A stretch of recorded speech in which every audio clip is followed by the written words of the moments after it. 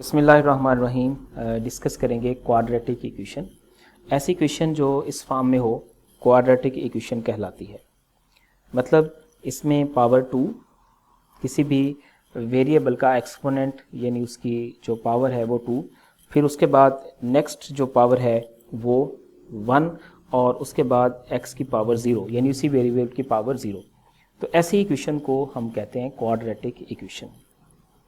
इसमें जो a, b और c हैं ये रियल नंबर्स हैं और रियल नंबर्स हैं, लेकिन इसमें जो a है वो 0 नहीं है, क्योंकि अगर a 0 हो जाएगा तो इसका मतलब क्या होगा कि इसमें 0x² plus bx plus c is equal to 0। तो फिर ये तो सारा फैक्टर 0 हो गया, सारी टर्म 0 हो गई, तो बाकी क्या बचा b plus C is equal to 0। ये क्वाड्रेटिक इक्वेशन नहीं है बल्कि लीनियर इक्वेशन है, क्योंकि इसमें जो मैक्सिमम पावर बची है वो 1 है। ये एक वेरिएबल में लीनियर इक्वेशन है। अच्छा, इसके बाद कुछ डिफरेंट एग्जांपल्स हैं क्वाड्रेटिक इक्वेशन की, और ये दो एग्जांपल हैं, उसमें जो उसके कोफिशिएंट्स हैं या कांस्टेंट है वो बताए गए हैं, a, b और c की वैल्यू क्या है। और भी इसी तरह से इक्वेशंस हो सकती हैं, क्योंकि इसमें a, b और c जो हैं ये रियल नंबर्स हैं, तो कुछ इस फॉर्म की इक्वेशन भी आ सकती है, square root of 3 x² minus 5x और प्लस 10 स्क्वायर रूट। तो ये जो इक्वेशन है ये भी क्वाड्रेटिक है। इसमें जो कोफिशिएंट्स है कुछ भी हो सकते हैं, लेकिन रियल नंबर्स होना चाहिए। तो ये स्क्वायर रूट ऑफ 3 भी एक रियल नंबर है, स्क्वायर रूट ऑफ 10 जो है ये भी एक रियल नंबर है, तो ये भी क्वाड्रेटिक इक्वेशन कहलाएगी। इसके बाद डिस्कस करते हैं सॉल्यूशन ऑफ क्वाड्रेटिक इक्वेशन।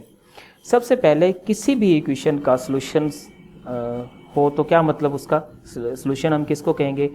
मैं एक एग्जांपल लेता हूँ पहले, x² minus 3x plus 2 is equal to 0। ये मैंने क्वाड्रेटिक इक्वेशन ही ले ली है, वरना सॉल्यूशन किसी भी इक्वेशन का हो उस सब का जो बेसिक आइडिया वो एक ही है। यहाँ पर अगर x की तमाम वो वैल्यूज़ जो इस इक्वेशन को सेटिस्फाई करें वो इस इक्वेशन का सॉल्यूशन कहलाएगा।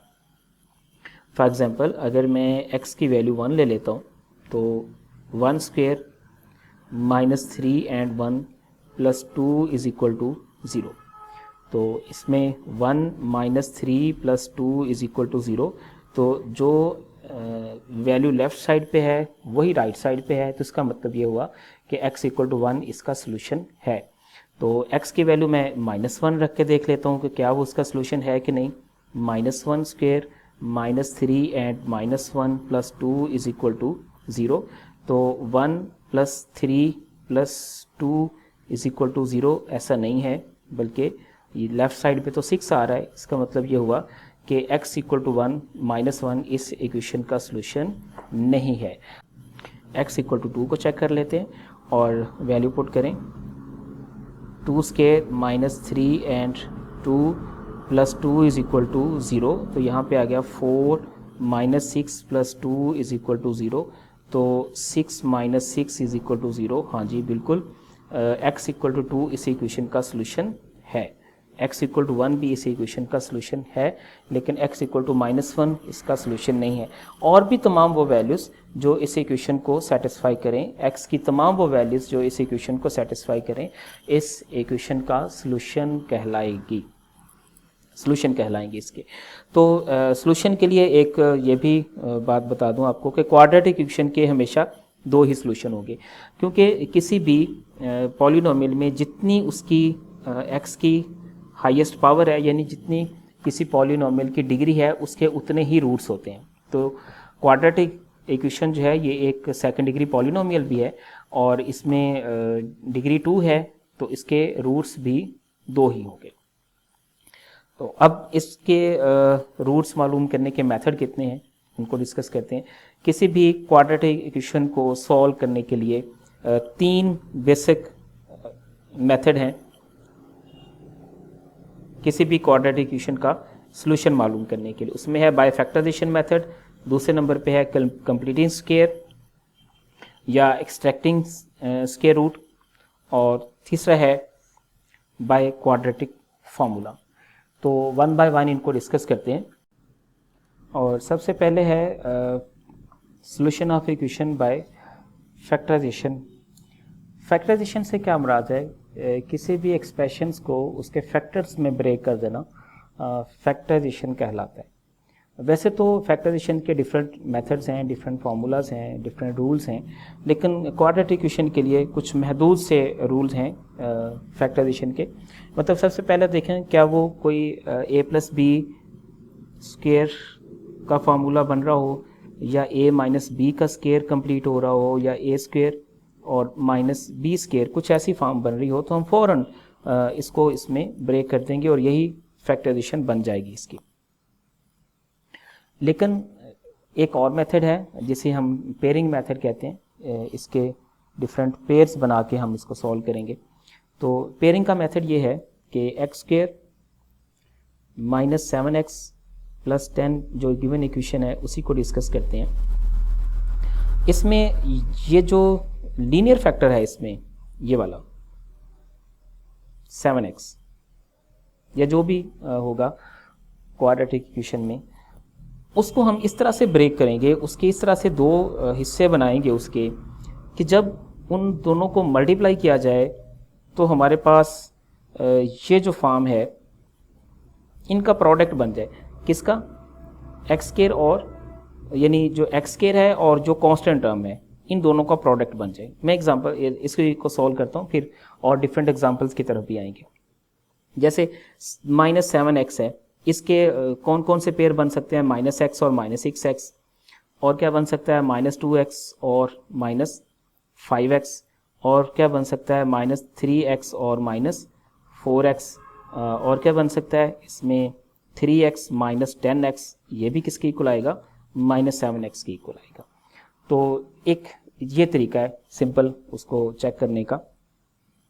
तो हम देख रहे हैं इसमें कि ये जो है माइनस 2x और माइनस 5x, जब इन दोनों को मल्टीप्लाई किया जाएगा तो हमारे पास कितना आंसर आ रहा है?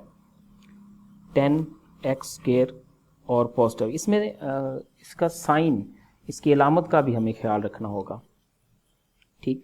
या दूसरा मेथड इसका ये देखा जाता है कि पहले इनको मल्टीप्लाई कर लिया जाता है। ये वाली जो टर्म्स हैं, एक्स स्क्वायर वाली टर्म और जो कांस्टेंट टर्म है, इन दोनों को मल्टीप्लाई कर लिया जाता है। तो इन दोनों की जो मल्टीप्लिकेशन बनती है, मैं इधर ही लिख देता हूँ, इन दोनों की जो मल्टीप्लिकेशन बनती है वो बनती है 10x स्क्वायर। अब इसको इस तरह से फैक्टराइज किया जाता है, इसको इस तरह से ब्रेक किया जाता है कि इसके जो दो कंपोनेंट बने उनको ऐड करने से कितना बन रहा हो? माइनस 7 बन रहा हो। मतलब इसको ऐसा भी लिखा जा सकता है 2x मल्टीप्लाई बाय 5x, ये भी 10x स्क्वायर बनता है, माइनस 2x और माइनस 5x, ये भी क्या बनता है? 10x स्क्वायर बनता है। लेकिन इसको ऐड करने से, इनको अगर हम ऐड करें तो ये बनता है 7x पॉजिटिव में, इनको ऐड करें तो बनता है 7x माइनस में, और हमें क्या चाहिए यहाँ पे? माइनस 7x ही चाहिए। तो इस तरह से एक्स स्क्वायर माइनस 2x और minus 5x plus 10 is equal to 0। फिर यहाँ से जो एक्सप्रेशन चलेगी, इतने में से x कॉमन ले लिया जाएगा, यानी जो पहले दो फैक्टर में जो कॉमन है वो कॉमन ले लें, x माइनस 2, और इसी तरह से जो नेक्स्ट टू टर्म्स हैं उनमें जो चीज़ कॉमन है उसमें से वो कॉमन ले लें। लेकिन एक चीज़ का हमें यहाँ पे ख्याल रखना है कि कॉमन लेने के बाद, जैसे यहाँ पे मैं माइनस 5 कॉमन ले लेता हूँ तो यहाँ पर जाएगा x minus 2 is equal to 0। तो कॉमन लेने के बाद हमारे पास जो फॉर्म बननी चाहिए वो कुछ इस तरह की हो। जैसे यहाँ पे क्या आ रहा है? x माइनस 2, यहाँ भी क्या आ रहा है? x minus 2। यहाँ पर जो वैल्यूज़ हों वो सेम होनी चाहिए। अगर वो वैल्यूज़ डिफरेंट होंगी तो ये हमारा जो फैक्टराइजेशन का प्रोसेस है ये कंप्लीट नहीं होगा इसमें, या इससे हमें सोल्यूशन नहीं मालूम कर सकते। अब यही x माइनस 2 इसमें से कॉमन ले लिया गया, बाकी क्या बचा है, बाकी एक ये वैल्यू बची है ये वाली x, और यहाँ पे क्या बचा है -5, तो बच गया x -5 इज इक्वल टू 0। अब दो फैक्टर मल्टीप्लाई हो रहे हैं और उनका आंसर 0 है, उनमें से कोई एक तो 0 होगा, या तो x -2 इज इक्वल टू 0 होगा, या फिर x -5 जो है ये 0 के इक्वल आएगा। अगर x -2 इज इक्वल टू 0 है तो x की वैल्यू 2 आ गई, अगर x की वैल्यू x -5 0 है तो इसका मतलब क्या हुआ, x इक्वल टू 5 आ गया। तो अब इस तरह से जो इसका सोल्यूशन सेट है वो क्या आया, 2 और 5।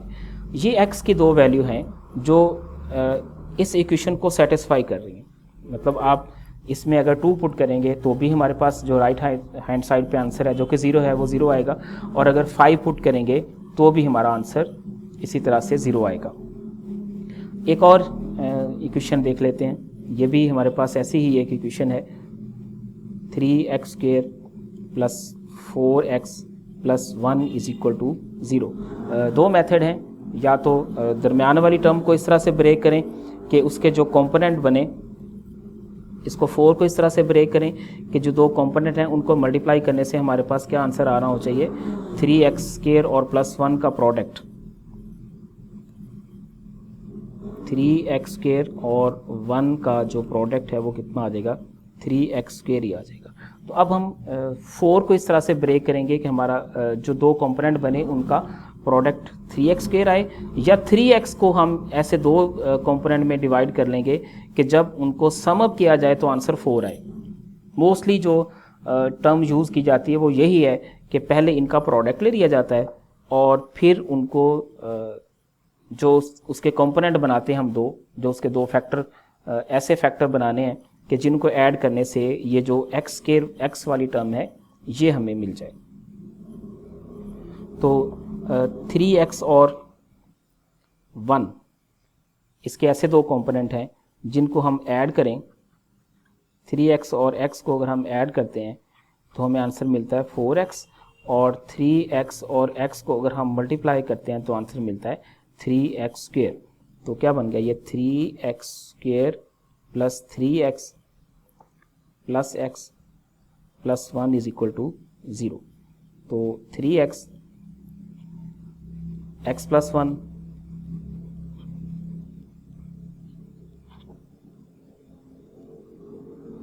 फिर इसमें देखें वही जो बात बताई थी अभी आपको कि ये जो कंपोनेंट है, ये जो एक्सप्रेशन है, ये दोनों में सेम होनी चाहिए।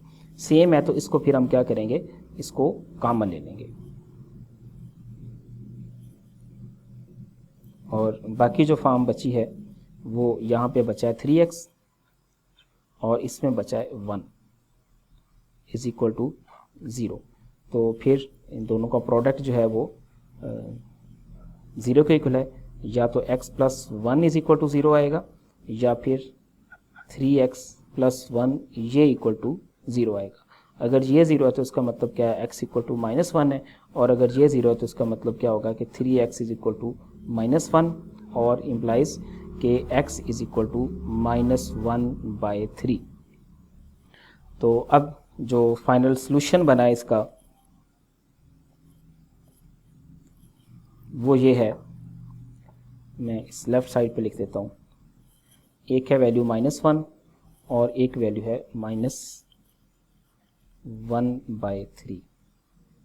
ये दो वैल्यूज़ हैं, जब इनको इस इक्वेशन में पुट किया जाएगा तो हमारे पास आंसर क्या आएगा, उसका 0 आएगा।